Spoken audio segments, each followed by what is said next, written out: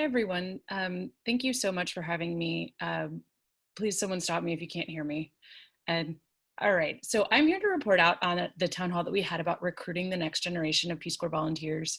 And it's an excellent segue from the previous town hall that they did the readout, which was focusing on diversity and inclusion, because our entire recruitment discussion was kind of couched in that concept that Peace Corps does have a diversity challenge, and I wanted to specifically highlight from that we don't just mean ethnic diversity, also age diversity and socioeconomic diversity and cultural diversity. And as our friend earlier gave his great speech about the deaf and hard of hearing and different abilities and things like that. So all of our recruitment discussions were talking about how Peace Corps just needs to get the word out, and then also needs to get the word out to a variety of people.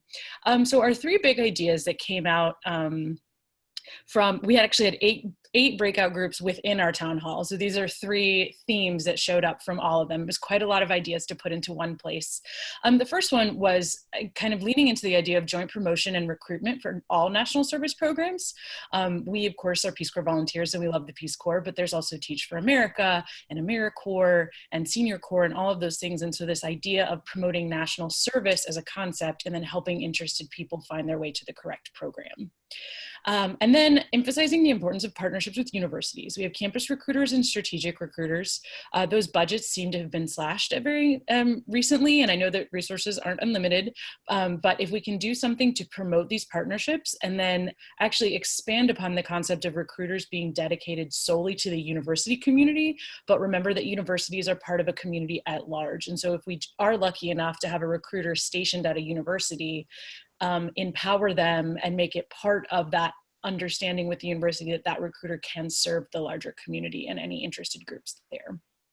And then we really wanted to reiterate the vast potential of the RPCV network as a whole. You know, Peace Corps is a community. We are a group of people at our soul, and everything that we do is because of the power of who we are.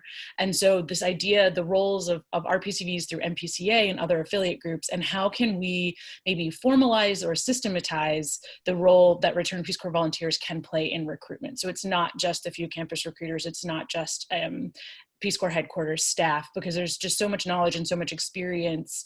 And Peace Corps is such a personal choice. You know, the whole network of RPCVs can open up the opportunity for more one-on-one conversations and things like that. And then the next list that we have is just a few conversation topics that didn't fit into our three overall goals, but were really insightful comments that I wanted to make sure were shared. And before that, I also want to thank, we had four speakers, Victor Ochen, Carrie Lowry, Misha Robinson, and Jeffrey Janis kicked us off with sharing their insights and sort of fostered all the conversation that we had in our breakout groups. But so these key topics to highlight is that, one, the messaging and marketing of Peace Corps starts from the moment someone hears about it.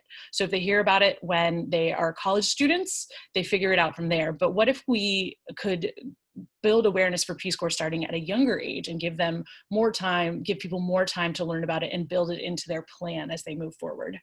Also, we just sort of threw out the question of what is an ideal candidate, not just skills and education, but also attitude and personality and emotional maturity and creativity and all those other things. How can we decide what that is and then recruit that person? And I'm going to skip to my last one first, which is we need to stop just speaking to ourselves. Volunteerism, global volunteerism, is inherently a team sport. It's a partner game, and we need to take these conversations when we have new ideas and take them to our partners.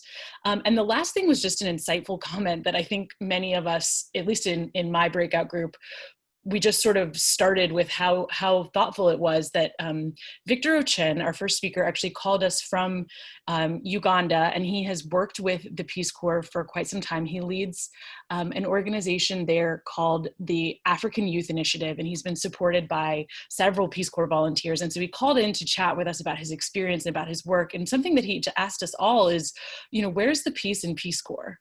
And we all talk about our work and our technical support and things that we can provide. But he came at us with this idea of, you know, without peace, there can't be sustainable change. And so the volunteers that he's had the opportunity to work with in his organization, they had things like peace camps and conversations about how to highlight the peace in Peace Corps. And our town hall didn't didn't have a concrete answer to that question, but we wanted to share it with all of you as part of the community that, you know, the peace core, the core is the team, but the peace is just also this ethos we bring with us. So with that, I'm going to leave it. Thank you for the opportunity to speak, and enjoy the rest of your day.